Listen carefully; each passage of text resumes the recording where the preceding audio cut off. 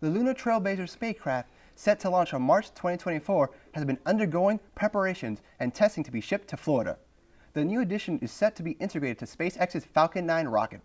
Reporter Heather Basley tells us more about these final preparations and goals for the craft. The Lunar Trailblazer is a planned small lunar orbiter, part of NASA's Simplex program that will detect and map water on the lunar surface to determine how its form, abundance, and location relate to geology. Researchers are undergoing their final touches for the craft to be integrated into SpaceX's Falcon 9 rocket. It is set to launch in March of 2024. A few steps has really been taking all the instruments. So there's two main instruments on the spacecraft.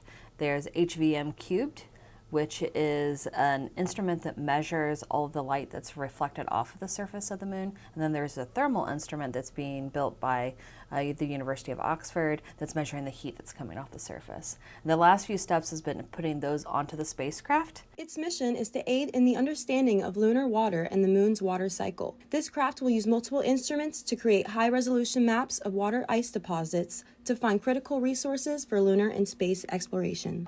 This mission will provide researchers with tools that will allow them to answer questions about the moon and perhaps even identify new puzzles to be solved in the future. Students are also interested to see what this could mean for space exploration and future research. It's going to open up a lot of doors for future research and people who want to, travel the stars and go outside of our, last frontiers. The next and final step for this craft will be its last system testing before takeoff in Cape Canaveral, Florida.